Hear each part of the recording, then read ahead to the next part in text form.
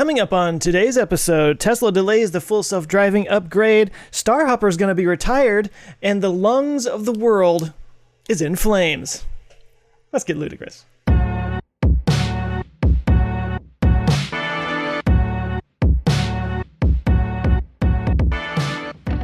Hey there, and welcome to Our Ludicrous Future. This is the podcast where we talk about all the cool future stuff that's happening today that's going to make tomorrow more like today and less like yesterday. I'm Joe from the Answers with Joe YouTube channel. With me is Tim Dodd. Hi, it's me, Tim Dodd, the everyday astronaut in Texas, waiting for a StarHopper to fly and then never fly again. And with us is Ben Solons. What's up, guys? It's Dave Rubin from the Rubin Report. How are you guys doing today? What's the Rubin Report? Something that just tells you how tasty a certain Reuben is? Ooh, that sounds way better than what it actually is. No, people say I look like that guy, and I don't even know who he is. So people say I look like Will Wheaton. I get that comment on every video. You mean Wesley Crusher from Yes. Star Trek? I guess so. He makes beer in San Diego, right? There's a Stone Brewery, if you guys have heard of that. There's like a collab something or other, Will Wheaton and Stone or something. So like I remember seeing T-shirts with his face on it. Now that if did it people look like think, my face? No, because he was had a big beard. Like it was a big bushy. Maybe it wasn't him. I don't know, but there's a whole thing here in San Diego about Will Wheaton, and I'm like, does he have a wheat ale? I think it was actually. I hope so. Well, that makes sense. I get Charlie from It's Always Sunny in Philadelphia. Charlie Day. I get that all the time. Is that's not Danny DeVito's character, is it? No. Yeah. Danny DeVito. Give me 10 years, people will be saying that. Everyone always comments in our videos, why does Joe look just like Danny DeVito? Never happened. I can see Charlie Day. I've never seen that show. I never really watched it either, but I know who he is. Guys. Oh, it's one of the best. I know. It's terrible. I need to Who has time for such things, man? I barely have time to be here with you guys. Yeah. Come on. Yeah, I know. I'm sitting here on the beach in South Padre. Yeah. Speaking of time, it sounds like something's running out of time. Oh, are we going there? Are we going right away with AARP plans for StarHopper? I live for this. Yes, let's go. Okay, so there's been rumors swirling for a while, and it's still not been confirmed by Elon. So this is, I guess, a little bit rumor territory, but it's pretty substantiated, and it's kind of what I've been saying, based on the physics for a long time. That StarHopper this will be its last flight. So I'm down here currently in Boca Chica, or South Padre, kind of near Boca Chica, waiting for StarHopper to take its final flight. And it's only going to be at most 200 meters, so about 600 feet in altitude. And we've talked about this a ton on the show, obviously. This is the flying trash can with a single Raptor engine. It's a water tower. And this last flight, they're gonna launch it, they're gonna land it, and then they're going to use it as a vertical test stand. So this will become a new test stand. Let me pull up this tweet. Elon didn't necessarily say, he didn't talk about the fact that it's going to be retired immediately, but this is what's going to happen. He said basically it'll be converted to a Raptor vertical test stand. That's good. They have 2 test stands currently down or in McGregor, Texas, and they can fire off Raptors basically constantly at this point. I think they're up to serial number 7 or 8 have been tested on the test stand. So and 6 is currently on the Hopper. 7 and or 8 are in McGregor, and probably means number 9 is going to be coming up soon too.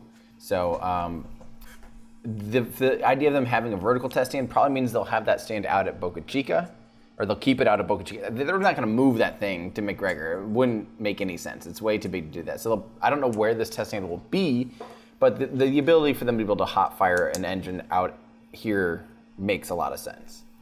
So that's what's going to happen. And the reason that they're able to retire this vehicle is because they are going just crazy with building the actual Starship orbital prototypes. So Starship Mark 1 is the one considered out here in Boca Chica. And remember, then there's also Starship Mark 2 being built in Florida. So they're simultaneously being built. And Elon said it'll probably make sense to do the presentation when Starship Mark 1 has 3 Raptors, moving body fins, and landing gear installed, which will hopefully be mid-September. Now, of course, a little bit of that's Elon time, but don't forget how quickly StarHopper was built. StarHopper was built from the totally built and then moved out to the pad in like under 3 months or something crazy. And this has already been worked on for a long time. So I wanted to show you, we are actually starting to see the body flaps, those finny, flappy, air brakey things arriving in Boca Chica. And Mary at Boca Chica Gal, who also does stuff with spaceflight, with NASAspaceflight.com, she actually caught one of these body flaps arriving to Boca Chica. And so see how big this is? If you're listening, basically, it's like twice as long as a truck is. Like if this truck was probably parked sideways, parallel parking, it'd take up 2 parking spaces. And this is the nose canards, or those nose body flaps that are at the top of Starship. Oh, okay. And they're this big. Imagine how big the lower ones are going to be. Wow, okay. I mean, they're going to be like 4 or 5 stories tall.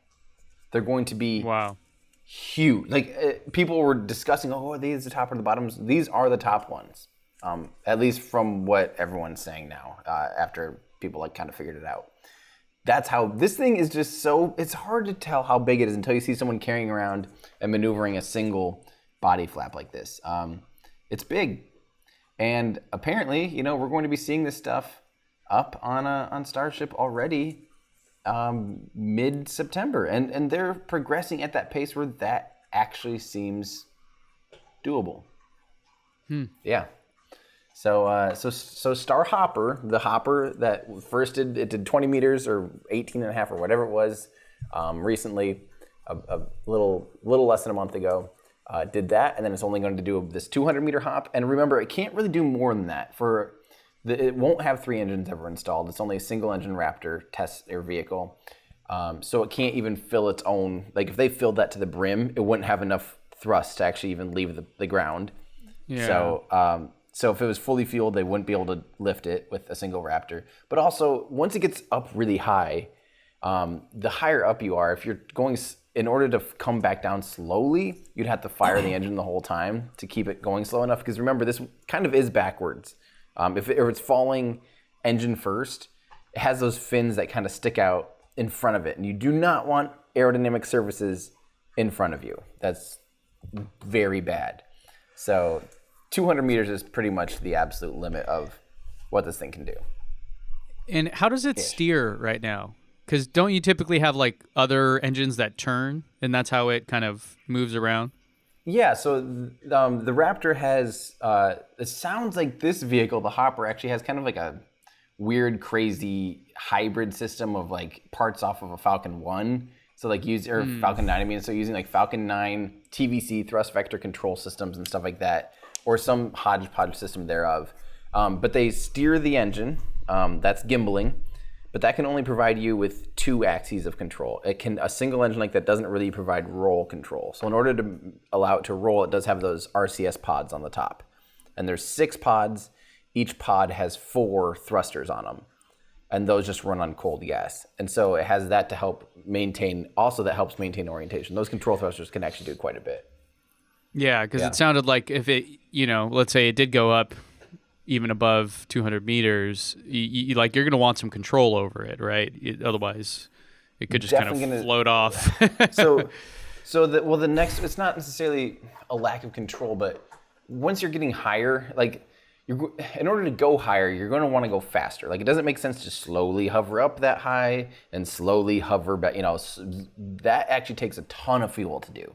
It makes a lot more sense to actually give it the beans, let it coast up for a bit, get up to its highest point, say like 5,000, 10,000 meters, and fall back down. In order to fall back down and control that fall, you're going to need aerodynamic surfaces. Just because we're, if you're below, I'll make up a number, 15,000 meters or something, you really are flying more than, anything else. So you're going to need aerodynamic surfaces to control yourself in that last little bit. And that's why, the Falcon 9, the grid fins are only really being able to be used. Those are aerodynamic control surfaces. those are really only usable in the lower atmosphere, and lower being, again, something, under 50,000 feet or so, or 15,000 meters. Around then, they really start to bite in and make a lot of steerable difference. Above that, they just, they're just tapers as the atmosphere gets thinner and thinner. So, yeah. Any questions?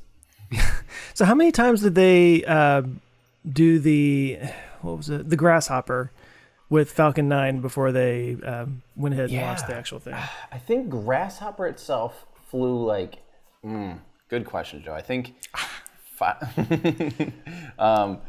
think Grasshopper flew almost like 7 times or something, and then they also had a slightly bigger version of it called the F9R. F9R, Yep. So it looks like Grasshopper flew 8 times. And then, see, that's what I was thinking. I thought it flew a lot more, and it seems like, and maybe that's what these orbital prototypes are. They're going to be kind of like in the F9R of. Wait, did I say that? Or F9R? Yeah, the F9. Yeah. I've already forgotten. Maybe it's the F9R version of the Starship, but exactly. It seems like after only a couple of flights, they're going to move on to the full things. It seems kind of like, wow, okay. Well, I think the big deal here is that with Grasshopper and F9R, SpaceX had never, really worked on propulsive landing. So developing that algorithm and knowing how to actually control that so well just had to be done, So now they know how to do that. They have all of the algorithm figured out. They have the landing software. And I think, yes, Raptor's a totally different engine, but they still, needed to kind of prove out the, the throttling capabilities and characteristics of Raptor. And once they know that and have that quantified and the data on that, they'll be confident going into these 3-engine versions and bigger, more expensive prototypes. So you're right. That makes sense. Yeah. And, I mean, you're right. A lot of the Grasshopper stuff was just like learning how to land and hover and all that. And clearly they have that down. Yeah, not just from those tests, but from years of landing Falcon 9s. Exactly. And that's the whole thing, is they're kind of the kings of propulsive landing at this point. No one else has done what they've been able to do so precisely, so well, so proven.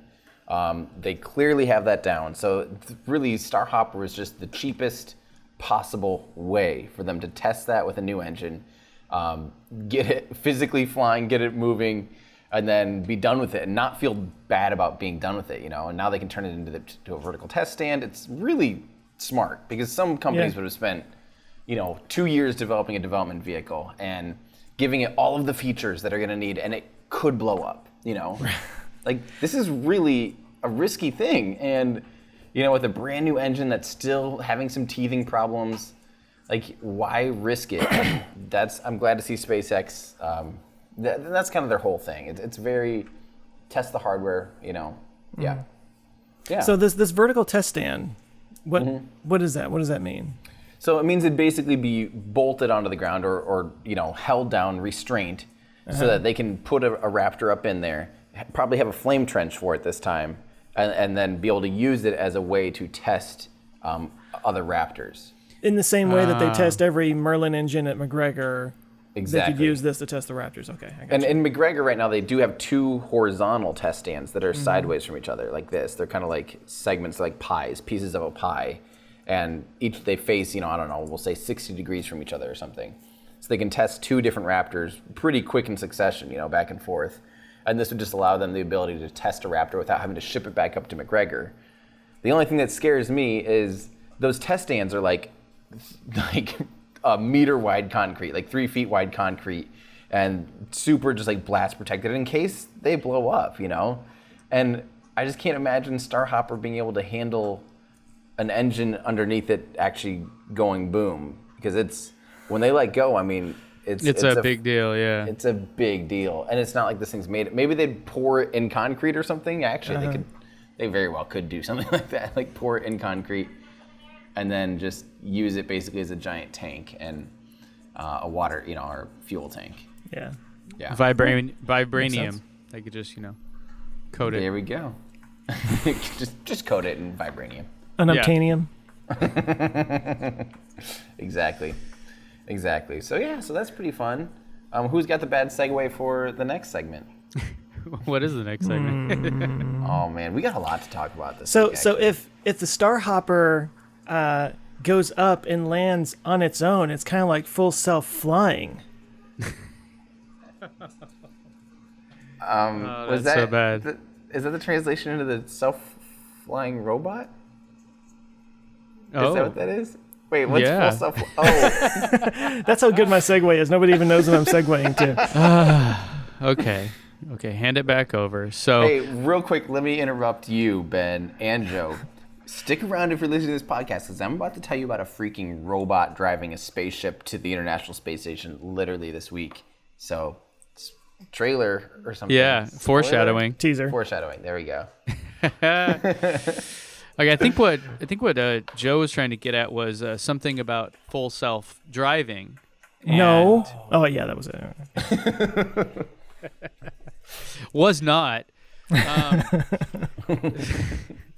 So I guess on that note, or since we've killed that transition, Tesla. Okay, so Tesla was supposed to increase the price of the full self-driving option as of August 16th, which, as of recording this, was almost a week ago. And the deal there was that as the cars become more autonomous, the value of those features are going to increase, which would make your car appreciate, which Elon has talked about over and over again. And, besides Tim, there's only 5 other people in the world that have actually bought it. So this was like a way to incentivize people to do that. Well, it turns out that Elon kind of went back on that. In fact, nothing was said until August 20th, just a couple days ago. And in that, he basically said that the smart summon feature, which is what I like to call Batman mode, where the car will come find you wherever you are, that needs to be finished along with the rest of version 10, which we've talked about before. Which, by the way, I did go back and look, and we had all the features listed properly. So when we were looking at it, like, what else is in there? Like, I think we did a good job there. But so Smart Summon is the one that they're still waiting on. And then, as it's funny enough, as I mentioned, I think last time, a friend of mine who works in the machine learning space got an email about coming on board to work on this feature. So if they're still hiring people for this, I'm guessing it'll be a while still. So until that's ready, the full self-driving price increase is kind of on hold. And if you don't recall, it used to be that basically enhanced autopilot was the highest form of autopilot. Full self-driving, there was no difference. But now, today, if you were to buy it, there is a difference between in fact, autopilot itself is just included in the price. It's not an option to remove, unless maybe you can call and have it removed or something. But that's no longer an option.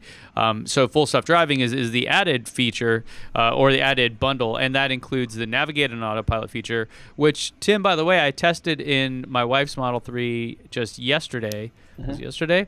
Because you had said last week that after the update with the chest thing, it wasn't doing so hot for your drive. Yeah. It did actually fairly well for me. It did have a couple moments where maybe it thought a car was going to cut in, and so it did a little, kind of stutter step as it was driving, which is always scary at 70 miles an hour on the freeway. But anyways, navigate and autopilot is one of those features that is included here. Auto lane change, again, that's a thing. That does scare the crap out of me. Auto park, something I've literally never used except to try to demo it once. And summon, which is now smart summon, where it'll actually come find you in the parking lot. Otherwise, summon, it's actually kind of useful. I use it sometimes to move my car up and down, so you don't have to get in the car, do all that stuff just to move it 5 feet forward or something. So those are the features that are currently separated with the full self-driving package. And so the price was supposed to go up, but it is no longer. Elon tweeted on the 20th specifically saying the price increase for Tesla FSD postponed until version 10 with Smart Summon is in wide release. This is about 4 to 8 weeks away, depending on how early access goes. Oh, God. That's Elon time, 48 weeks. So we'll be lucky to see version 10 in January of 2020. Yeah. So take that, grain of salt there, what you guys think. But, so I guess this is good for people that were interested in this. I think if you don't have... if you bought a car where autopilot was included and you didn't get these other features I just mentioned, yeah, it's probably worth it. But if you have enhanced autopilot and all those things are already included, I would still have a hard time seeing the value in it, unless you plan on keeping your car for a super long period of time. So that's kind of where we're at with it. Joe, I don't imagine you went out and upgraded, did you? No, so I would have to get the new chip put in, right? Not No, yet. yeah, Not it yet? would include that later. Oh, okay. Yeah. So Which would be I'm good confused on because- that. Are they putting it in all the cars that they're building now? Yes. Okay. But I bought Yeah, mine before that, so I would have to get them to come out and put Right. that If in. you buy a Tesla today, it comes with the version 3 chip.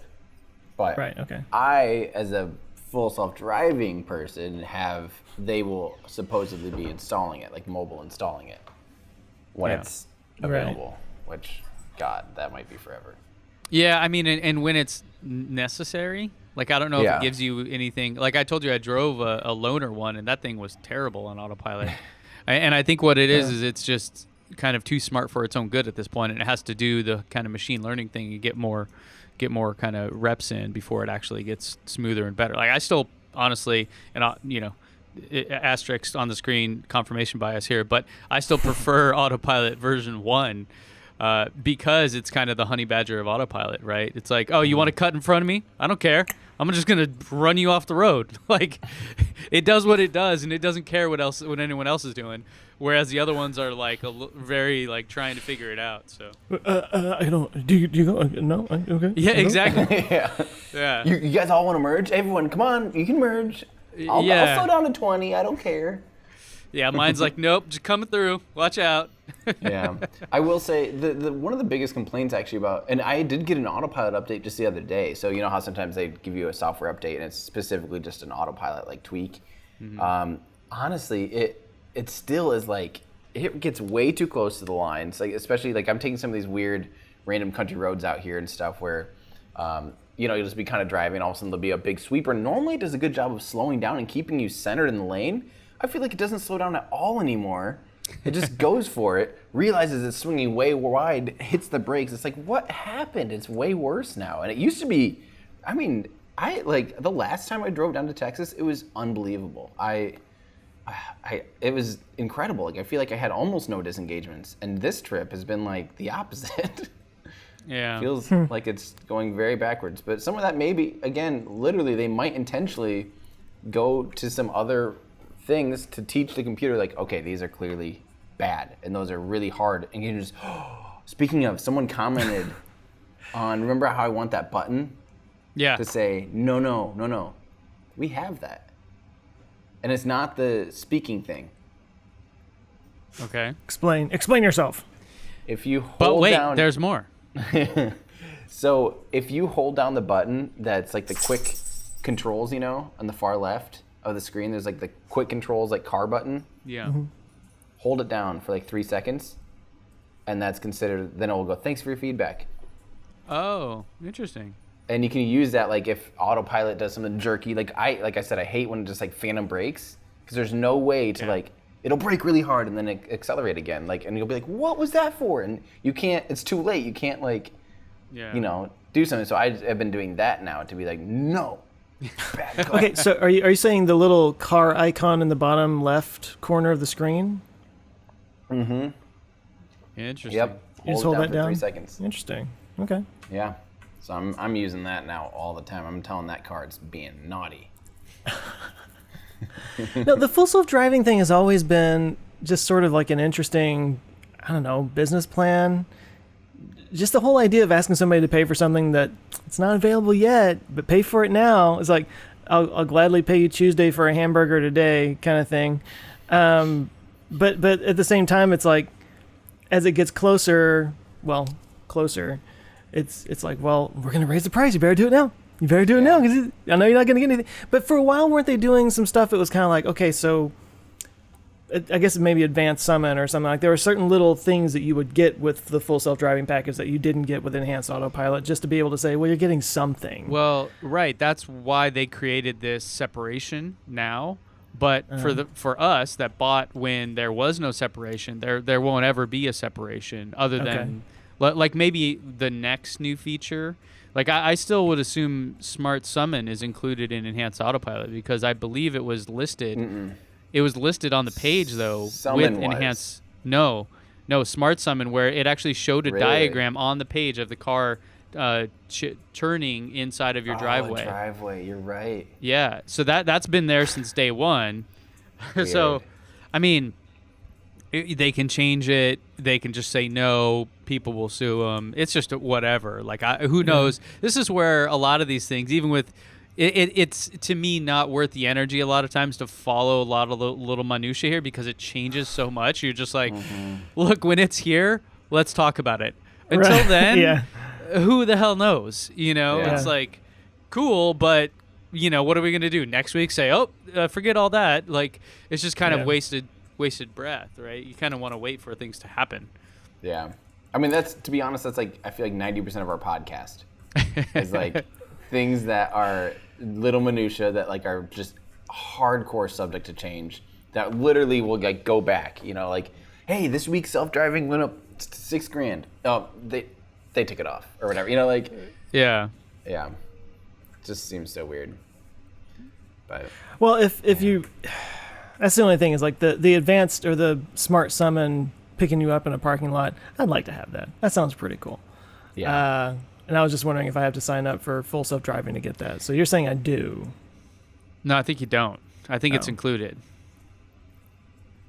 I think it's included too. Okay. When you bought the car, I think it was included. I think Ben's right. I kind of remember that. Yeah, I mean, well, and see now it's changed, right? I'm gonna go to the autopilot page.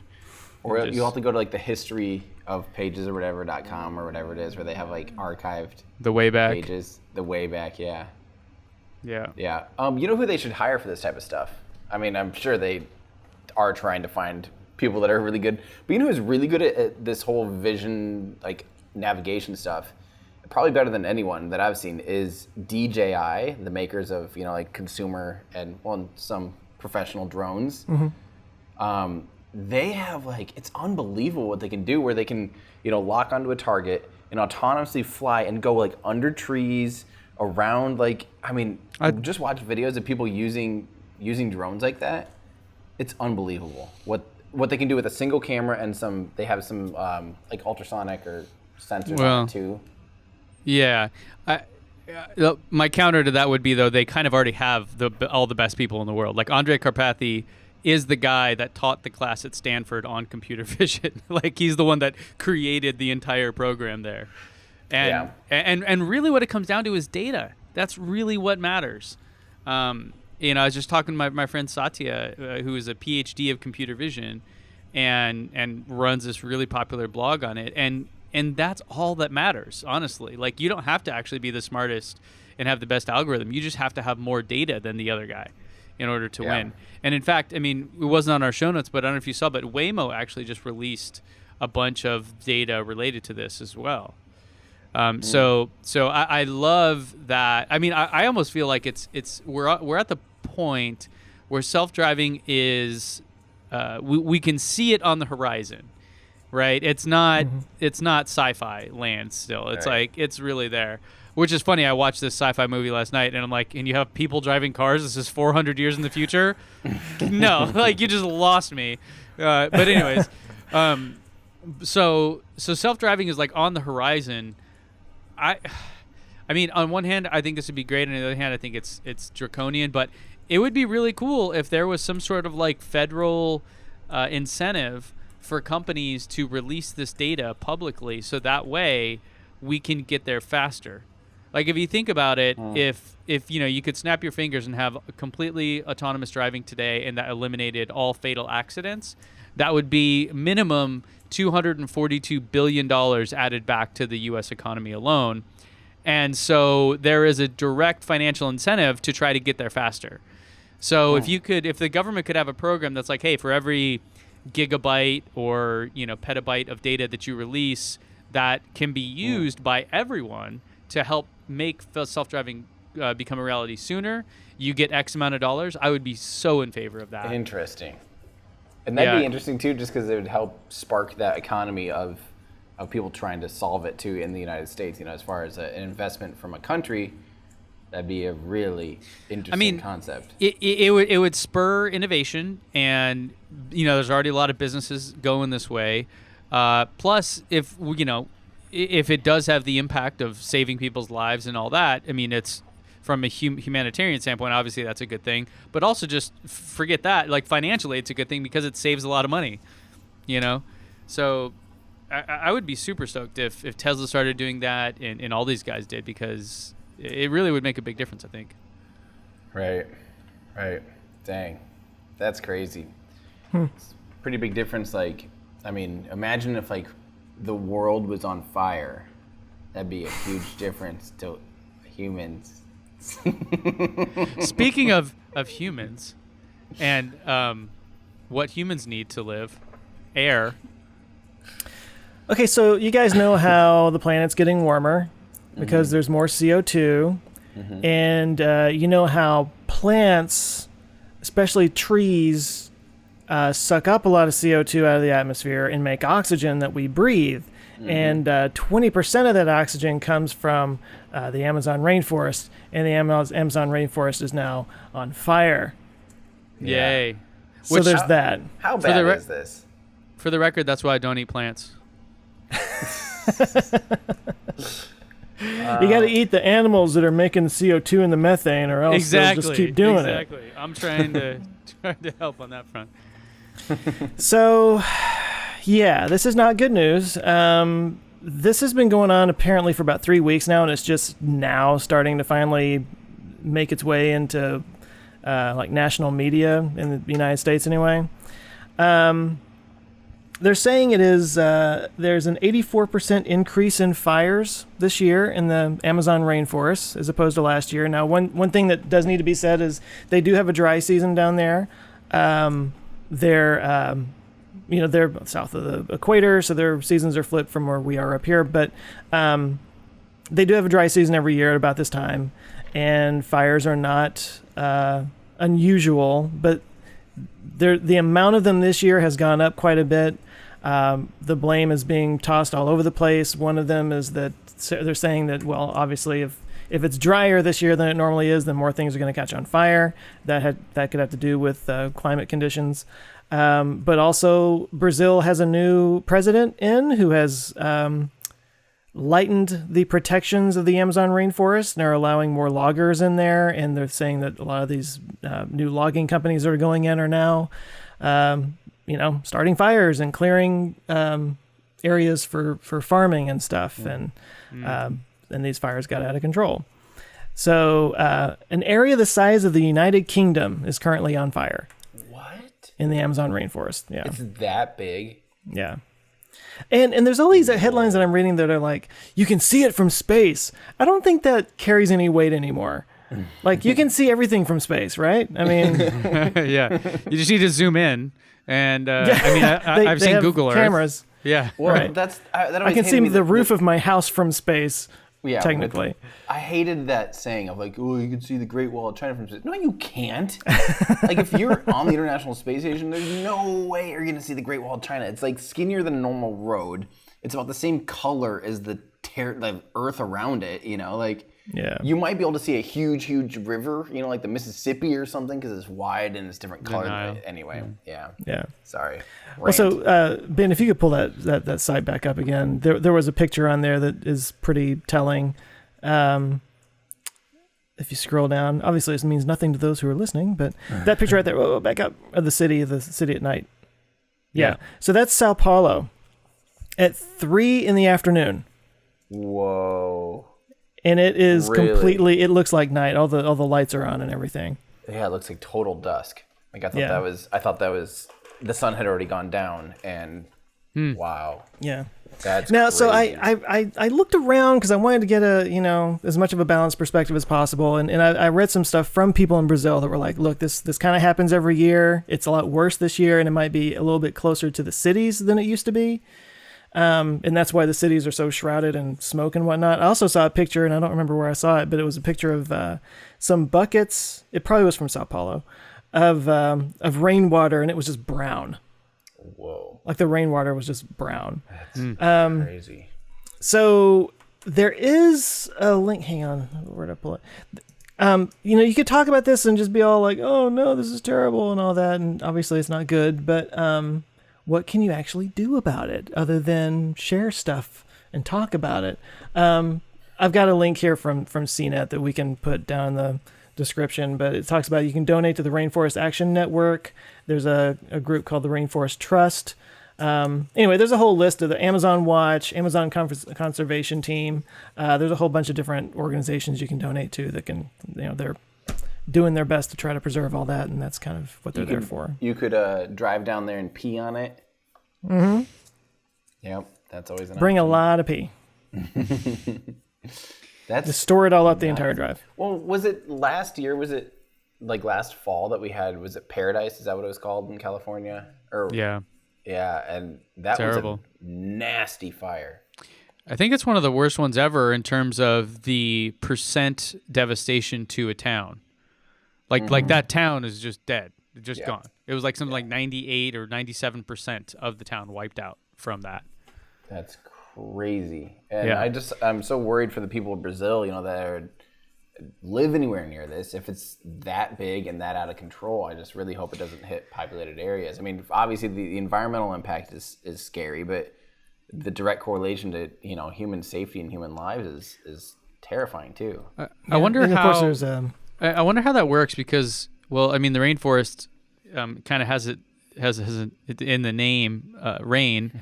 Like, I would imagine it's not a very California, very dry. It's a desert, Right. Mediterranean style climate. Like, it makes sense that fires happen because it's just so dry. Right. The rainforest seems odd. Yeah. You know what I mean? Like I could understand there being a fire, like, hey, lightning hits, whatever, it catches, but the whole thing is so wet in general. I have a hard time imagining it. So it has to be some kind of that people deforesting or something like that, man. Well, in the dry season, apparently, I would assume just makes it less humid, makes it less Yeah, that is true. green. And I remember back in 2007, was it 2009? I forget. In San Diego, we actually had some insane fires. Like, beach towns were being evacuated, and you're like, "Where do you go? You're literally on the water. I don't understand." Swim. Yeah, right. Like, just go. Well, Orange mode. County, I remember 2010. There was a lot of fires. Was it 2010? Yeah, because it was the whole region here. Mm-hmm. And I remember leaving my house, heading to work, it being, I don't know, or, 9 a.m. or something like that. Banker's hours, of course, I'm lazy. But getting in my car and hitting on the freeway, like, so we have a thing here called marine layer where, a good chunk of the year it's like foggy and cloudy out, even though it's, shouldn't be, even though it's summer. And I'm like, but it was a weird time of year for that to be happening. I'm like, it shouldn't be like that this late in the year. And no, it was smoke. It was exactly like that photo and it wasn't totally dark, but it would be definitely feeling like dusk, like the sun's going down, and then you drive 5 miles and you're out of it, and all of a sudden it's bright sunny day. You're like, what is? It was bizarre, man. It was like the craziest thing. Air quality was a big issue. I couldn't, people couldn't go outside and like do things you like to do, whatever, hike or surf or something. So. Yeah. We don't really have to worry about forest fires here in Texas because you have to have a forest first. And so what about brush an fires, issue, though? but- I mean, actually, funny, I haven't heard about that in a while, but like it seems like 5 years ago or so, there was a pretty bad wildfire going on kind of close to where I grew up, west of here. It didn't like destroy any towns that I remember, though, but there are people that live out there. But so there's some forest fires, I think especially in California and some of the like Yellowstone areas and stuff like that, where it's actually kind of good. It actually does benefit the forest in the long run because all the nutrients in the forest, all the carbon and stuff, it goes down into the soil and it brings up more. And there's some coniferous types of trees that kind of rely on fire to open them up and create more seeds so that more trees are actually. It's a natural process. It is a natural process. I don't know if that's true of the rainforest, though. I mean, it might be. I'm thinking of coniferous trees like pine trees and stuff like that. It might not be the same down there, but I'm just throwing The that same out as a as- possibility that this is just sort of a natural cycle that was especially bad this year. Well, the same is true with the Midwest here. You know, we burn a lot of like prairie grass because it's like you're supposed to do it like once or twice or once every other year, basically. Totally burn the grass. It's just weird. It's really healthy for it, and that's what like has happened historically, you know, and in nature. So some of that, but I totally am curious long-term effects of what happens when a rainforest is on fire. It's pretty wild, right? It really is. Whatever it is, it sounds like it would cost a lot of money to repair, like maybe $2 billion or more. $2 billion. God, this is the worst segue. Somehow we're getting worse at this over the last year. We really are. It's once we realized that we should do segues that we became self-aware. Like I think for a while we were getting lucky with them. Like, oh, Yeah. hey, and now we're like trying, and it's just awful. Okay. Anyway, this is I like this. Newt Gingrich, who I haven't really thought about him too much, an American politician, had an interesting proposal, and it's actually been talked about quite a bit lately, proposing a $2 billion prize to land on the moon. And This is a prize. I didn't realize that. yeah, like doing a flat prize, like $2 billion, and saying basically, like, here's what we need, you know, like an X prize. And basically saying like, I don't know if it's alongside Artemis, but Elon has commented on it, saying that he thinks it's a really good idea. Of course he thinks that because they have Starship that they foresee being doable. I would love to have relatively $2 billion. That sounds great. soon. Exactly. He's like on the 5-yard line about to score, like, okay, $2 billion to the next guy that scores. Yeah. Like, okay, let's go. Exactly. But I think, but this is at the same time, so, something like Blue Moon, that was the picture, there was a picture there of Blue Origin's Blue Moon lander. They're pretty far along with that too. And that program is developing nicely. So, and along with New Glenn, which would be capable of launching it out to the moon. So, yeah, I mean, Blue Origin also would be very capable of doing something like this as well. So I just wanted to throw that out there. I'm going to keep an eye on this story. There's not really much there yet, other than politicians are talking about money, which is nothing too exciting, really. But the idea of a government-funded kind of X Prize or a government-funded lunar prize like this, I think would be really, really cool. So I'm on board for that. What are you doing? Why are you zooming in on the... Is it me, or is this ladder way too long? Oh, it's not a ladder. It's a lift. It's a crane Oh. or a lift. It's one of those hoists. They talked about this in the Blue Moon presentation. That it's one of those hoists, kind of like you could have stuff up on the like deck up there, on the very way up there. Yeah. And it's just like on the Marine and Navy have these types of hoists to get stuff down, and it's actually it seems like a really cool system. Got it. Yeah, I'm looking at it. Like, I thought that was the ladder there. Like, where? I thought NASA taught us that you don't need the whole ladder. Hey, I still think a folding ladder or telescoping ladder would have been nice. After my video Just about two that. more steps. That's all you need. Like Neil, look, we had to cut corners here just a little bit. We couldn't put in a full ladder. Everything else we got. Everything. We're taking you 400 kilometers away from home, but we're gonna leave you with 90 centimeters that you have to jump at the end. Right. Who was So silly. side tangent, but I heard something about the third guy on the moon, and I forget his name, but apparently he was kind of a pretty colorful character, and it was like skipping around, like singing songs and stuff when he was on the moon. Did you guys know about this? Was that Alan Bean? Yeah, was it Alan Bean? I don't remember who was Apollo 12 commander. Actually, you know what? I just shared something on Twitter. But he was kind of joking about it. He was like, he's like, one small step for Neil, kind of a big jump for me, or something. Oh, like that. Yeah. Yep. I had that in my video, so you probably watched my video, and that's where you know it from. Yeah. I watched Tim's You make videos. Shut up, guys. Shut up, guys. Or was that Conrad? Was that Pete Conrad? I think it was Conrad that said that. He goes, whoopee, that was Him and a Alan small Bean were step both for-" on Apollo 12. So. Yeah. Uncle Pete was the thing they were talking about. Apparently his grandson is doing something with space now or something like that. Unc Pete. Uncle Pete? I don't know what you're saying now. So, quick question back to this whole $2 billion thing.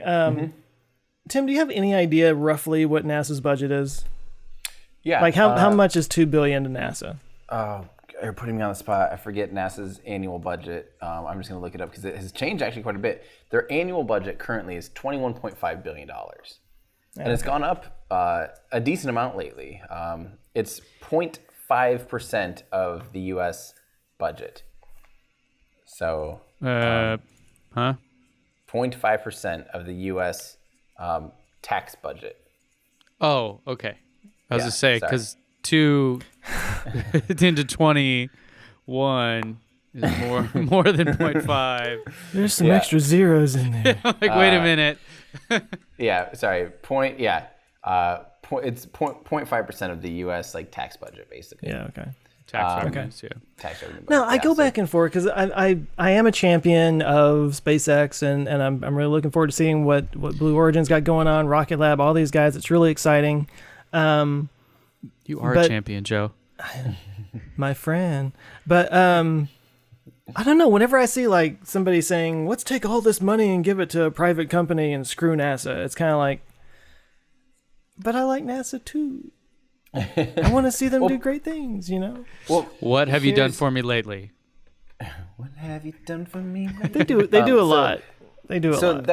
that's the thing that people forget is that what NASA does is you'll have people working on something for decades.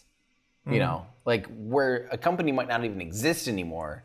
NASA's been working on some data or some subsect of something, long-term research projects, doing stuff that isn't profitable. You know, like Right. sending. Yeah.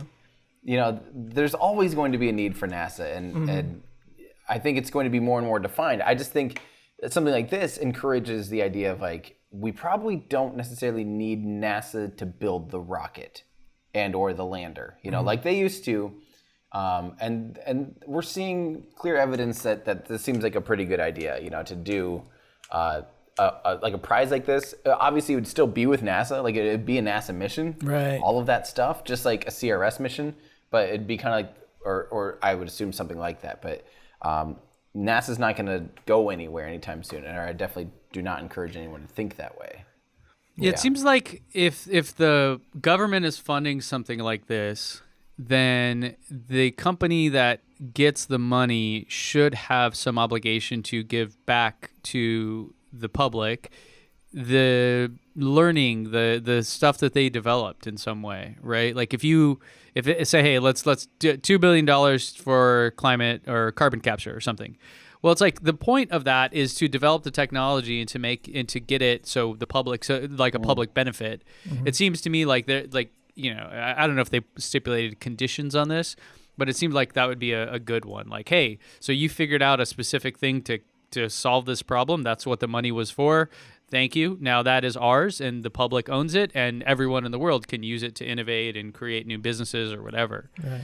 You know, otherwise, with- otherwise it feels very much like, yeah, you're just like awarding the biggest company who probably Right. doesn't need an award. You know. Well, that's actually interesting because for the most part, honestly, the space thing, like most of that data, most of that stuff is, you know, it's ITAR restricted, which means it stays in the country, you know, defense contracting and stuff. But a lot of that information is fairly open until you do get to like SpaceX and, you know, Boeing and all these people, they do have their own private like data set that. Yeah, that's what I'm saying. not- Like, if you're getting it's money for interesting. this stuff now, not like, hey, NASA's paying them to fly their thing up there. That's just like a typical services contract. But like, we're gonna pay you a buttload of cash to develop this thing. Well, like you should get the thing once they do it, right? It kind of makes sense. Well, and I made a similar argument with the whole fusion thing.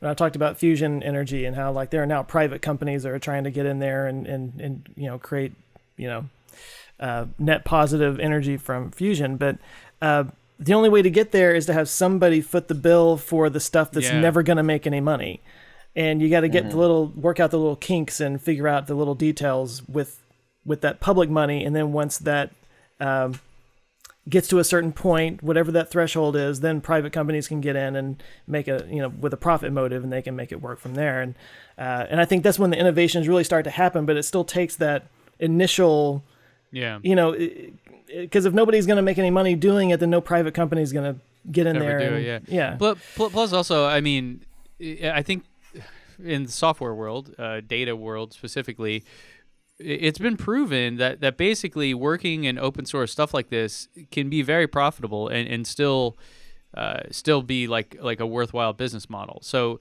the example is Hadoop, which is a data platform that basically powers majority of tech things you know of, right? Google, Facebook, everything. And it was created and released open source because the guys that made it, there were several little companies. They worked for Yahoo at the time, back before Google was even around. They open sourced it because they wanted people to help on it, but they couldn't pay them. It wasn't like, hey, let me just hire you at our company. It was like, we all have this shared problem of, at the time, search engines trying to index every web page in the world, which is a laughably small amount of web pages compared to what's out there now. But it still was a challenge or a problem that hadn't been solved. So instead of us just solving it, let's share our code, share our knowledge. Let's develop these things. Let everyone else add in their spin on it. But the requirement is that if you're going to use this open source software and then you advance it and make improvements, you must release those improvements back to the collective project. That way I can benefit from those things as well. And so what I'm selling is access to my website, not the database technology that it's based on. So I think this model has been proven, and obviously big data powers everything nowadays, and it's billions of dollars industry wise that didn't even exist prior to this. So I think that I would love to see more kind of open source work on stuff like this, but for whatever reason, probably the people that are in control don't understand that fully. They haven't seen it like a lot of the tech world has. Yeah. It's super common. I didn't know that. Yeah, super common for companies to develop some amazing thing that they use and then just totally open source it. Twitter, LinkedIn, Facebook, everybody has all these things that are totally proprietary and give them a distinct advantage, and they just open source it and let everyone else use it too. That's crazy. Yeah. Not a segue here, but one of my favorite things that, speaking of technology, maybe, and stuff, I do have to share this because I don't know, it's just glaring me in the face, and I just really want to. Is this the robot? No, this is. Oh, we're not there yet. Okay. This is equally exciting. Maybe. Can you guys see this? Oh yeah. Okay, so for and those of you copyright listening, strike. Yeah, for sure. But whatever, it's worth it. Maybe we'll just click through still frames of it. They can't do that, right? So, Kerbal Space Program 2 officially got announced. Actually, we should just play it. We'll mute the music because the music would give us a copyright strike. But look at this. Okay, so I don't know how much of this is actual gameplay footage. For those of you listening, you need to look up Kerbal Space Program 2. Kerbal Space Program is literally probably the reason that I have an understanding of orbital mechanics. It does say not actual gameplay right there in big bold letters. Derp. But they made this hilarious trailer. And the whole thing that I like about Kerbal is that it's not serious. You're flying around these little, green astronaut alien people things. I call them little green frogmen. And the whole thing is witty and silly. And they're coming out with a second version. And if the gameplay is even anything close, if it's an improvement of the first one with better graphics and more things, it'll have multiplayer mode. Yeah, this is very Kerbal of them, where someone's Kerbal knot is falling in the background, knocked out a leg, and it tipped over the whole lander on the moon. But there's going to be new planets. You can do interplanetary missions. You can do multiplayer mode where everyone can be building rockets to, or a colony together and stuff like that. I mean, this sounds like I when I saw this, I just jaw dropped because I had no idea it was coming, and I'm so excited for this. I love it. And then the rest of this trailer is just a whole bunch of insane antics. But you can do nuclear propulsion, big big old things. Oh, it just looks so awesome. They just got me so excited for it. So is there going to be like a big launch party? And I feel like you're like I'm sure. you're like the esports ninja version of Kerbal Space Program. Like there's more esports ninja versions of Kerbal Space Program than me. Scott Manley's definitely got to be about the king. Matt Lone. There's a few guys that are like hardcore. Kerbal. Is there a competition element to this, or is it just let's make a rocket and build a thing, like kind of like a SimCity or World of Warcraft or something? I guess World of Warcraft people are fighting, but I mean, people just kind of like compete and show off to each other, you know, like try to outdo each other. I just love this trailer, how everything always is falling over. Yeah, those aliens need to stop destroying everything. Kind of looks like Angry Birds. They're clumsy. Yeah, Angry Birds Space Program. Yeah. But I'm just stoked about it. The game is just really a giant sandbox for the most part. You know, like when you fly to a new place, you can gather, like if you bring different instrumentation, you can get more science points. Science then allows you to build new parts and things like that and make more money. You win contracts and do contracts. So normally it's a game against, you know, yourself, kind of a simulation of that type. Mm-hmm. SimCity style in that sense, I guess. Yeah. But with this new multiplayer mode, that'll really, really be interesting. It's not like Fortnite for space nerds kind of thing. No, I don't think it'll be a fighting game of any kind. Although people might end up like just trying to destroy each other's like colonies and stuff. Can you imagine that? A competitive. That'd be nuts. Because that's why we go to space. To learn how to do that. I'm still waiting for an update on Snake on my phone. Yes. No. I've mastered that one, and I've figured that's all I need to do. Okay, the next thing, speaking of space, I'm also very, very excited about. Did you guys know that there was a launch, MS-14 was the first time that the Roscosmos, the Russian space agency, launched a Soyuz spacecraft, so that's, you know, their crewed capsule, launched it to the International Space Station with no one on it, first time in 33 years. First time they've done it without anyone on it for 33 years. But they did have this really creepy looking robot. The Skybot F850. Mm-hmm. Wow. Mm-hmm. Comply. You have 15 seconds. Yeah. Exterminate! Dude, you got to see this. This is just absolutely nuts.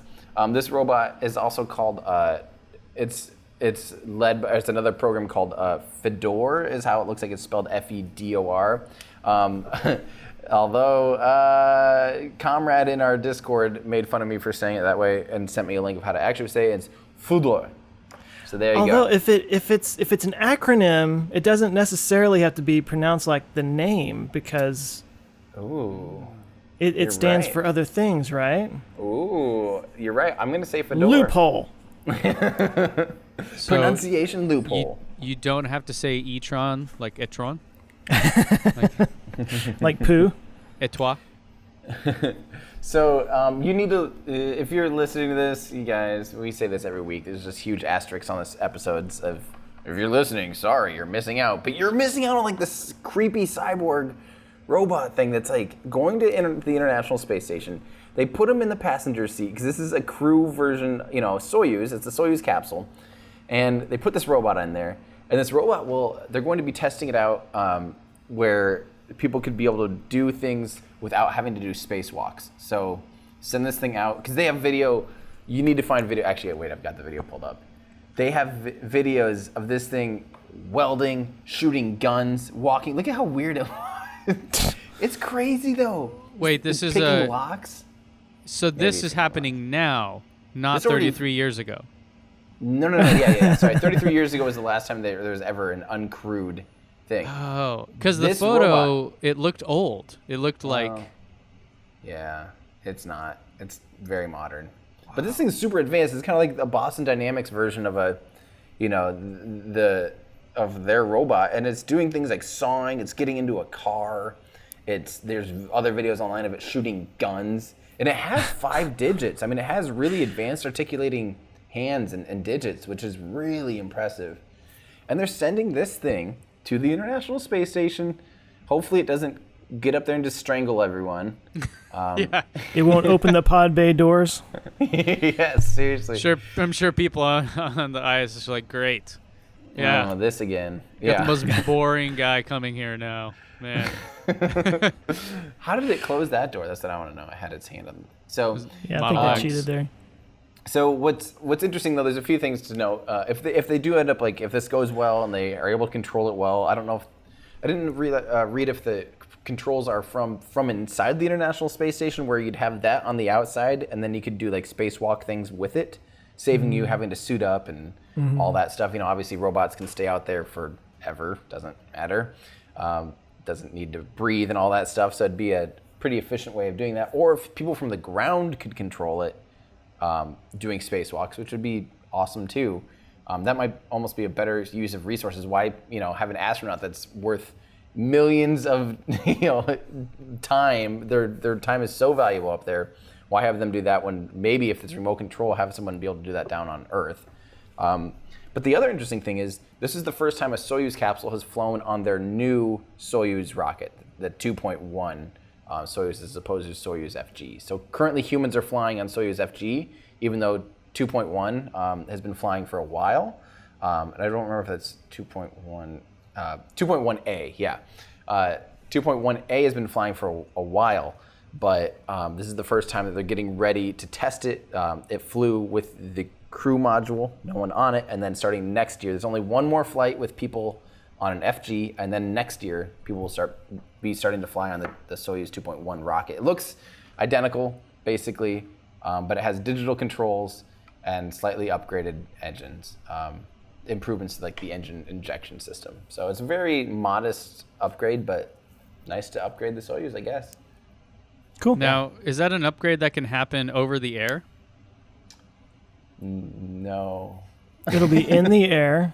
Ben, is this a segue? Well, it does remind me of an update that's coming to Teslas that is going to help with suspension, so going up and down, like those rockets do. This is so bad. We're losing listeners and subscribers by the day. Oh, isn't it beautiful? No, No. So this is just a quick one for those of you that have the S and X variant of the model of Teslas, Model 3s. Nope. They still make those? Yeah. Apparently, not many people are buying them actually, but anyways, now they have the Raven model, which has this upgraded suspension thing, and apparently Tesla has a statement here saying that in their release notes that ride comfort is improved for high-speed driving. Both standard and sport modes now have updated suspension damping algorithms to adapt better at speeds above 160 kmh, whatever that means, 100 miles per hour to me, to adjust adaptive suspension dampening tap controls and suspension. As always, please drive responsibly. Over 100 miles per hour is what they're saying. We made it more comfortable above 100 miles per hour, but please be safe. Like, sure, guys, that makes a whole lot of sense. Hey, in Germany, that does make a lot of sense. We've made these... Except for the miles part. Yeah, we've made the strongest alcohol ever. One shot, and you're completely wasted. Drink responsibly. You're like, wait, what? Oh. We've laced it with codeine. I just had to get that little... So the only improvements were to over 100 mile an hour? Yeah. Oh. Really? Like, there's no other, like, low-speed improvements? So for that guy who wants to Dukes of Hazzard off of the train tracks again, it'll land better? It'll sense that ahead you remember of that? time. Wait, did a guy do that in a Tesla? A guy did that. It was caught on security camera. It was awesome. It was like... The camera was outside of some liquor store or something, and this car just suddenly just flies through the frame. He went airborne, yeah. Not the one... I remember the one of the roundabout. Yeah, that's where it. This is the... Oh, I do kind of remember this. Oh, yeah. Whee! Oh, my gosh. Oh, It was like, did you see that? Oh no, it's a train track that he flew over, isn't it? Or the individual. They did crash, I believe, after. Well, yeah. That was airborne for like. That was like half a football field long of just being in the air. I think it was over 100 feet. Oh my word. Tim, so with There you new go, thanks. suspension, you can do that and land a little bit softer. Yeah, I think actually it wouldn't let you do that because as you went to take off, it might recognize what's going on. I mean, so the legs would just get really long, go gadget suspension, and just keep the wheels on the ground. yeah, something along those lines. I don't know. That's wild to me. I just thought it was kind of funny. I mean, it goes back to the same theme of just how amazing it is that your car gets better. Like until I sold my Model S, it was still getting updates. The 2013 Model S still getting awesome new updates like dog mode and those kind of things. I mean, that is crazy. The thing that I tell people when they ask about my car is I and it's true. The longer I have it, the more I like it. Mm-hmm. And I'm coming up on a year now. I just had to get it inspected. And by the way, I put on Twitter that I just took my car into the service station for the first time to get it inspected. Mm-hmm. And I was getting people who I guess don't know what a state inspection is because they're like, "What's wrong with it?" And I'm like, "It's a state it's the law. I have to." I don't have that. You don't have a state inspection? No. In Iowa? Nah. No? They just say, you have a car, good job. So wait, you said the state requires it? I missed Yeah, that part. like for me to... Is this a weird thing? Am I the weird one here? I think it's extra weird that Texas would force you to do this. Of all places. Like it seems like a very anti... Well, this is one of those things. I've lived in Texas my whole life, so to me, I assumed everybody has to get their car inspected once a year. This is a smog check or something else? There's an emissions test, obviously not for mine now, but there's an emission test, and I don't know exactly what all they test, to be honest with you. But do they just double check everything? Because you have to do that in Europe a lot of places. Like I know Germany, they do really strict 1,000-point inspections. Well, you have to register your car, right? Not going to... Yeah, we have to register our cars. Okay. So in order for I get the thing in the mail saying it's time to register your car. I can do it online, but I can't do it until I get the car inspected. So really, I probably could have taken it to the little chop shop down the street, but I decided to go ahead and take it into the Tesla service center because I figured they would be like, "What's the spaceship?" So I took it into the Tesla service center, got it inspected. It cost me $7 whole, and then I posted on Twitter, and I'm learning something today. I thought that was just something everybody did, and that the people on Twitter were crazy because they didn't know what I was talking about. But I guess that's we're crazy. Even in California, you don't have to get it inspected. They have emissions testing. Yeah, you have smog check, but that for an electric vehicle, obviously, you never have to do. So no, yeah. So by the way, Seth in our Discord says that he had a friend had to get an emissions test done on his Tesla, which he passed, obviously. Where do you even hook it up? Yeah, there's put the smell-o-vision near the back end of the car or something. Yeah, I don't know. Good enough. How do you drive it, go, prove it. Now I remember when I lived in Arizona when I was a teenager and stuff. I remember I got an emissions test, and I failed because my tires were bald. And I remember being so pissed. I'm like, what does this have to do with emissions? This doesn't make any sense. I'm going to get new tires, but I had to go get new tires to come back and do it again. Super annoying. Tires might be part of it here too, actually. I would assume, with a good inspection and stuff. How weird. Yeah. When you tweeted that, I thought you just meant you were taking it into Tesla for an inspection, a service. Oh man, oh my god, my bias. I just totally assumed that everybody knew that. I just assumed that was the thing everybody did. I'm kind of blown away right now, honestly. That's amazing. We all live in our own bubble. We really do. Well, I think here's my dream world. Now, call me a socialist or something, but socialist. In Europe, first off, say Germany, you can drive as fast as you want, basically on certain, on the autobahns, on their highway system. In certain regions, they don't have speed limits. You can go as fast as you want. The car has to be inspected, and legally, you have to have winter tires during certain seasons, and summer, normal tires for the rest of the year, all seasons. And to me, those things should be enforced everywhere, in my opinion. I mean, obviously, like winter conditions, there should be a grading of like, okay, this blah blah blah blah. You guys need to have winter tires. Public safety thing in that sense. Like you're not only endangering yourself, but you're endangering the others on the road when you drive around with like crappy tires. So I don't live somewhere that gets cold like that, but when I drive up to a cold place, they stop you and check out here. Sometimes, especially mountainous regions, you might have to have snow tires or chains even. So you're saying like just for assuming it's somewhere that gets cold like that regularly, there's no check for that right now? Oh no, Iowa, Minnesota, people just have normal tires and it just sucks. Yeah. And the big part isn't necessarily like people think snow tires that way won't get stuck. Like forget getting stuck. Like you can stop and turn faster because the tires just grip onto the surface better. They're just a different compound. Now, do you have to have chains as well, or are snow tires enough for most driving?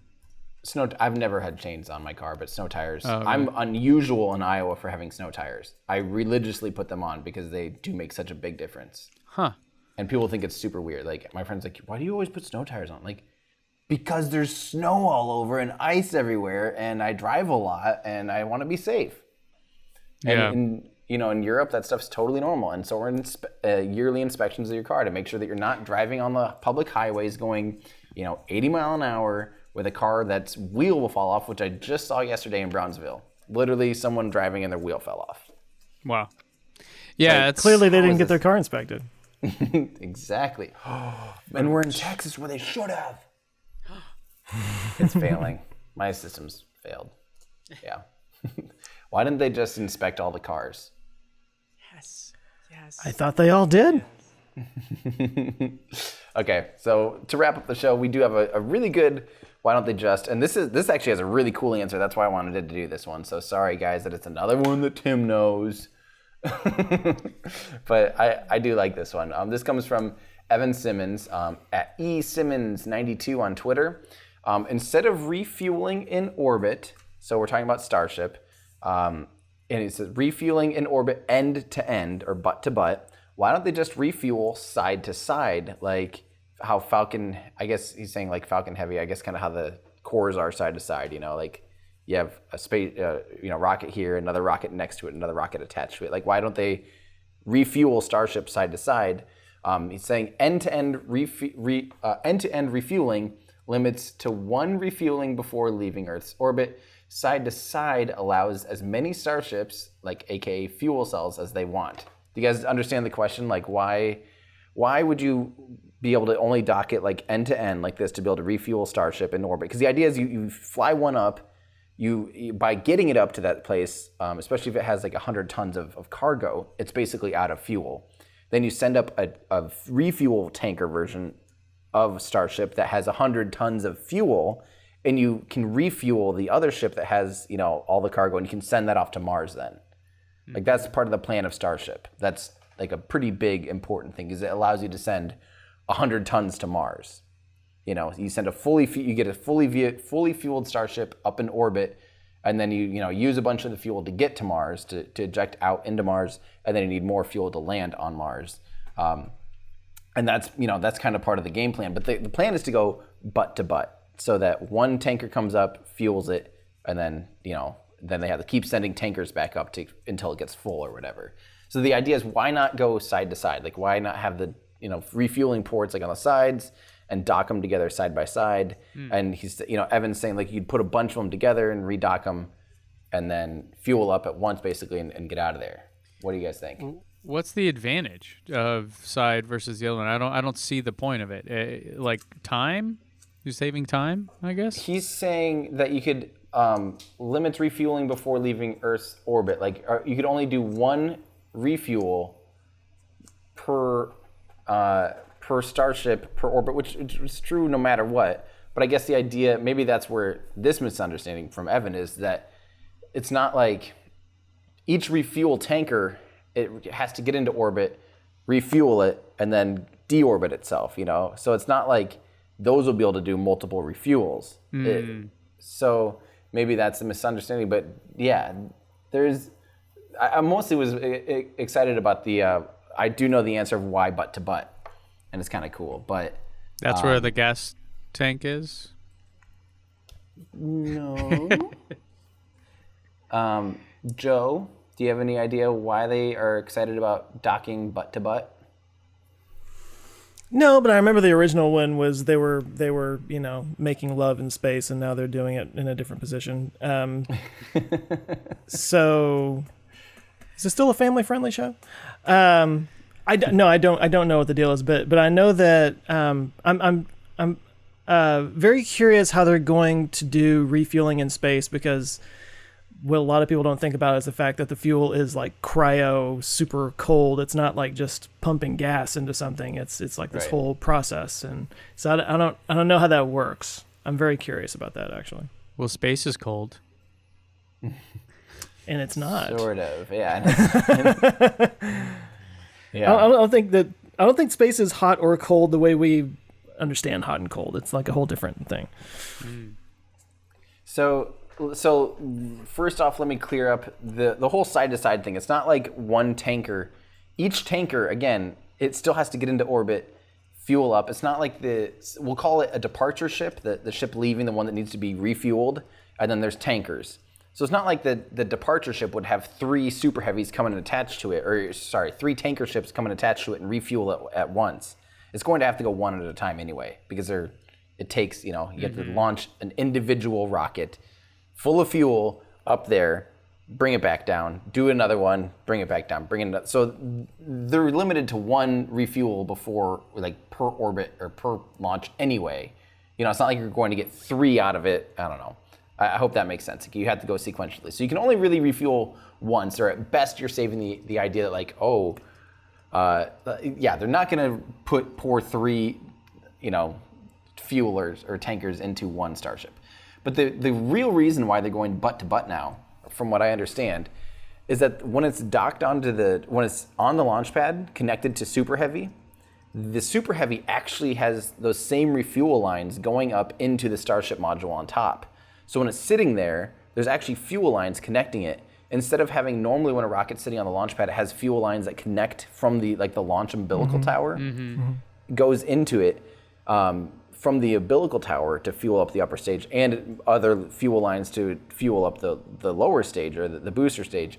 This way, they can have all the launch umbilicals only on the booster, and then they can put a Starship on top. They can fuel Starship from the fuel lines inside the booster, and that way, if a booster lands, they can just pick up another Starship, put it on, and not have to refurbish those lines, not have any of that stuff to worry about, and they can just continually kind of pick up starships or tankers and take them back off, and do that nice and easy, all with the same connection as they would their docking connection. So you have your refueling and your pad fuel lines the same as your in-orbit refueling lines, which I just think is a really cool solution.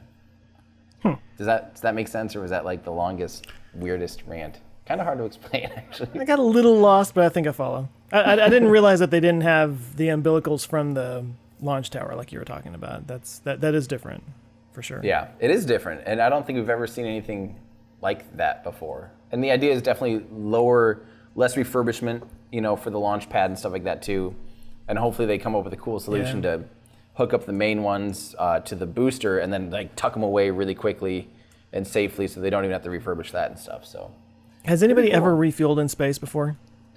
Really small amounts. Like the Progress has to refuel portions of the International Space Station currently, but it's like little tiny bits of monoprop or whatever it is, RCS fuel. There's also been a little bit of fuel between, I think like a space shuttle mission, a couple of them refueled satellites, but we're talking about very minute, definitely hypergolic fuels, so things that are storable, really easy to store compared to cryogenics. I don't think there's ever been cryogenic refueling, but that's one of those things actually that NASA's going to help SpaceX study, refueling large things, cryogenic things in space. So is, for Mars, the same engine that got the Starship to orbit is the same engine that's going to be used to get to Mars, the Raptor, I assume, right? Yep. So they'll have 7 of those, 6 or 7. Yeah. Because I was just kind of thinking, I wonder if it made sense to have a different engine on the ship for space travel versus, planet to space? Well, so yes, you can gain a decent amount. So for the numbers here would be something like 350 seconds is how you measure efficiency. Is a normal Raptor engine like what we're seeing right now in Hopper. If you took that into space, it'd be about 350 seconds of specific impulse.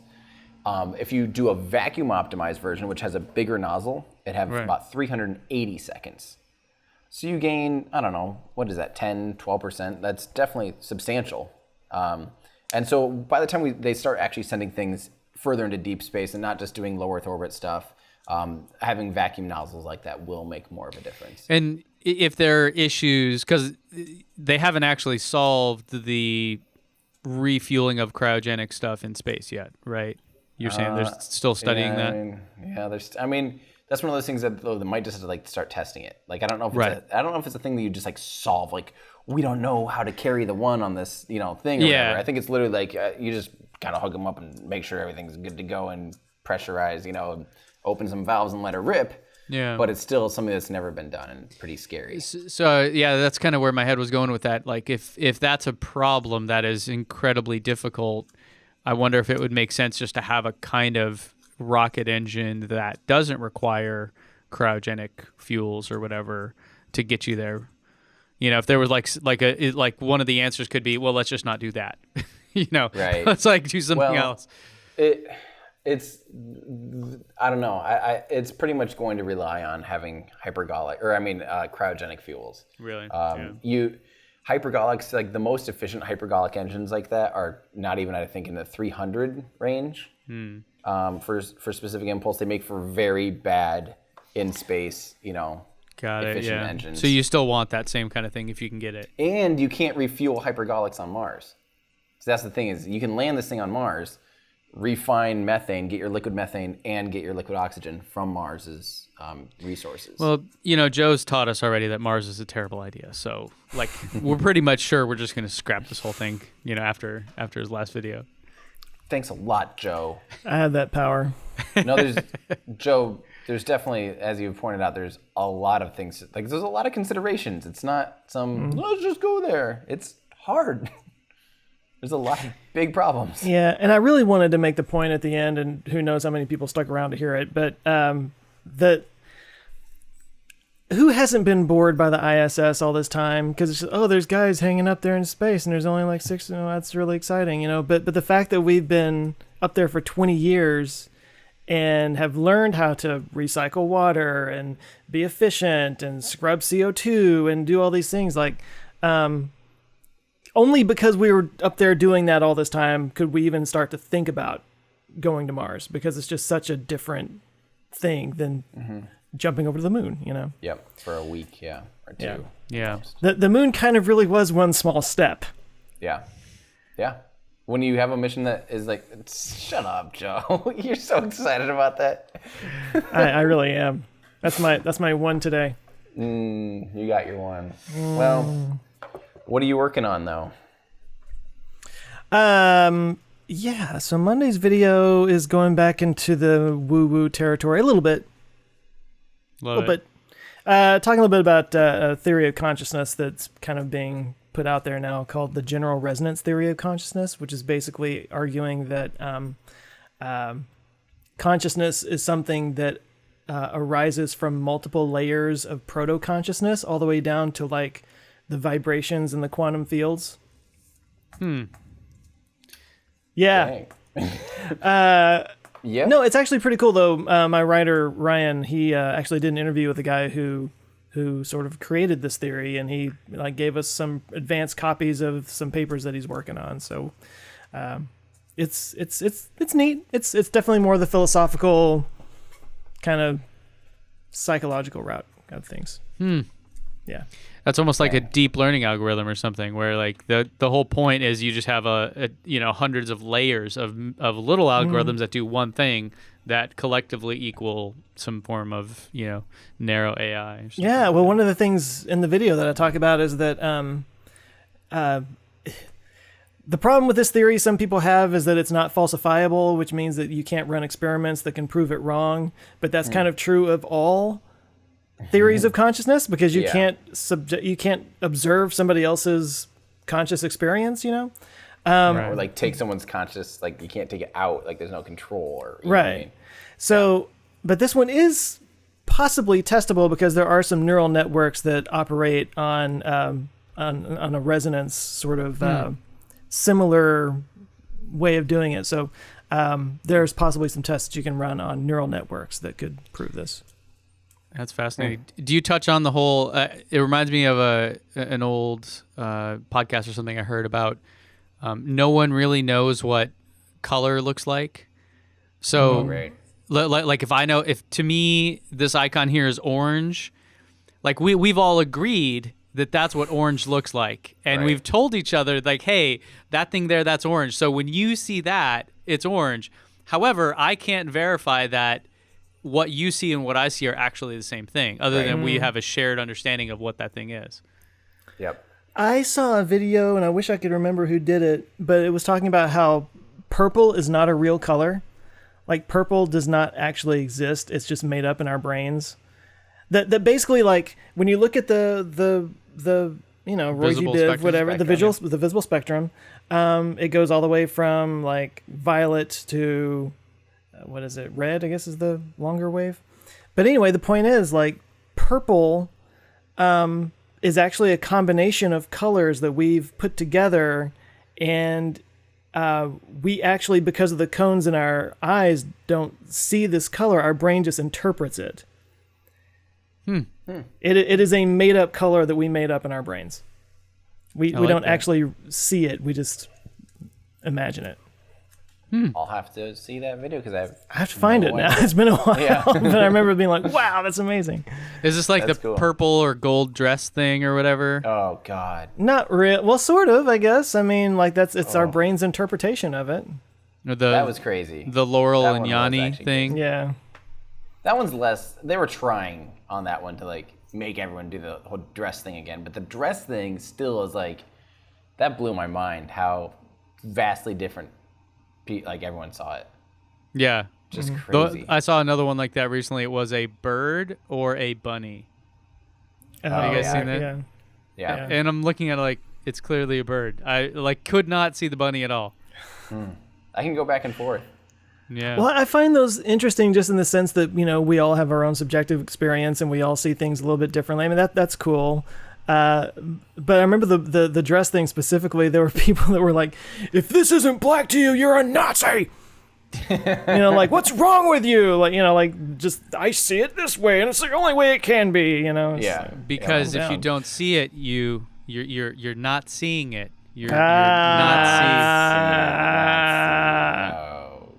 seeing. No. Joe thought he had the dad jokes, but yeah.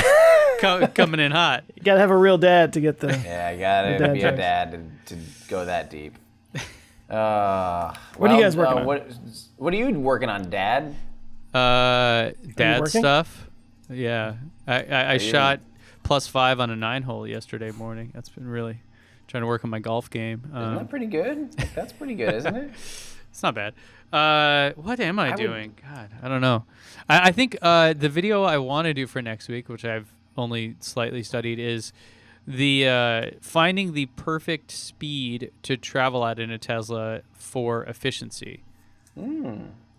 And I have the data. I have gobs and gobs of data on it, and so I have an answer, but I want to kind of unpack that answer a little bit and talk about it. Like, did you guys know that 55 miles per hour was like not some just made up number for speed limit back in the day?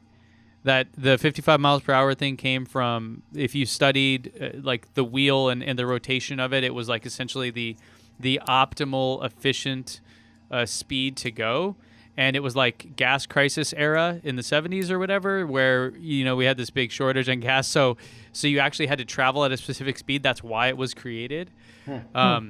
Yeah. And in Arizona, actually, I have a friend that got this where he was going, there's some magical speed limit where it's like 57 miles per hour or something. It's below 60, but above 55. You don't get a speeding ticket. You get a waste of finite resources ticket. Like it goes back. So Wow. I What if wanted you're to. driving a Tesla? Yeah, right. Yeah. So I kind of wanted to look at this with this weird like history of speed limits and how they came to be, why they even exist, and then talk about like, well, okay, now that petrol isn't the fuel, it's sunshine. Then like, does that even matter? Like, how would it? And what is the most efficient speed or whatever? So, Dang. getting a bit more like that. math sciencey than I typically do, but Do it. Got to People have love Sammy that. Hagar on there yeah, I can't drive. because he can't drive 55. Dang it. Yeah, he really Oh. stood up for something. It's like, nope, I'll do 54. I'll do Like- 56. It's like, I don't Not mean to doing be a 55. message rocker or anything, but the speed limit thing, we got to talk about this. Tim, are you ever gonna leave Texas, or are you just gonna No. call it? Yeah. No. Well, the thing is... Come for the rocket, stay for the tacos. So it's looking like we're like Monday, Tuesday, Wednesday is the new window for this hop. So if things go well, I'll be home a week from today, I guess, or by a week from today. So maybe, no, probably not. Well, maybe, I don't know. We'll see. So maybe I'll actually be able to record from home next week. So Ooh. Did they ever get probably not. FAA approval? That's what they're. Sounds like rumor has it that they now have a NOTAM or a notice to airmen or NOTAM, however you want to say it. The FAA like clearance thing for next week, Monday, Tuesday, Wednesday. But they don't actually have their license to launch still from the FAA. But it sounds like I've been kind of hearing things that they came to some kind of agreement that SpaceX and the FAA have kind of worked around the issues that they were trying to figure out. And so with any luck, it hopefully freaking takes off next week because it's not cheap, even when you stay in cheap hotels, to stick around. And the hard part is having access to charging. For me, this is definitely kind of a killer. I would love to stay in Brownsville because it's actually closer to Boca Chica, so it'd be easier. The problem is there is only one 220 available thing, and it charges at 200 volts, 12 amps. So it's literally not much. It's about twice as good as plugging into the wall. Wow. I was gonna say you need that thing that I reviewed that where you can plug it into both things. I do. So staying out here in South Padre Island, there's actually a ton of Tesla destination charters. But come on, Brownsville, if someone owns, or even if you own a business, get like a charge point or something. Get something. Could you, Tim, yourself buy a piece of land that's maybe the size of Texas. an office desk, and just be like, "Hey, Tesla, can you install a destination charger here on my property, my place of business?" And just have it be like middle of nowhere, just Tesla I charger. honestly, depending on what Boca Chica ends up doing in the next year with Starship prototypes and stuff, I would genuinely consider starting to try to find a camper or some kind of mobile home or something. If I'm down here often, it might pay itself off. Oh, you could do an RV parking. They usually have 220s. That's true. Yeah. But I would want a place to stay too. Not sleeping Yeah. in the car. Just need to hook up a trailer, 2 weeks. hook up a tow hitch in your Yeah. Model 3. Yeah, and I would consider doing it. But yeah, so in theory, I might not be in Texas in a week from today, which would be very nice. No offense, Joe, but yeah, it's more just a matter of living in hotels for weeks on end is not cheap or fun. If you just don't want to be in a state where all the cars are actually inspected, then that's your call, buddy. Where most of them still try to run you off the road, though. Well, but they got Well the good inspected. tires, and there's no emissions as they're driving you off the road. So, or less emissions. Well, that's not true. That it'd be good for you to be back because in 3 weeks we'll be hitting our 1-year anniversary, guys. Ooh. So in other words, you're gonna make me fly, and we'll go do some kind of special event or something. Well, those were your words. It'd be fun. And maybe by then I'll have my Aerospike video done because I have been Maybe. just. This is another Raptor video. It really is. I'm going down so many rabbit holes, learning so much. I just spent most of last week, or when was that? Yeah, this week currently. I've lost track of days and time. But when I was in Austin, waiting around, basically, I was digging through old archives for so long, looking for one number, a very important number, the thrust-to-weight ratio of the J2T 250K Aerospike engine. And let me tell you, it was not easy to find. It was my Discord channel. We were like scouring through every inch of the internet. It was one of those things you could not find. It was hidden on page like 114 of a 1968 NASA paper that we found. That was not archivable where you can search, but we finally found it. Nice. So yeah, I'm very happy. So that's good because now I can finish the script because I needed that one little piece of information to know really how to compare that engine compared to its counterpart. So yeah. Good job, Moving forward. Yeah, thanks. That does feel good, actually, when you're like really, really scrounging for that. So Yeah. So folks still listening to us ramble, stay tuned because we may be trying to get together for a live show or hangout or something. Something special. Yeah. Let's do something. Yeah, that'd be cool. We could all meet in the middle. I don't know, that'd be fun, actually, triangulate. Maybe Colorado? The three of us live and get the actual point of between all of us. Somebody. Physical point.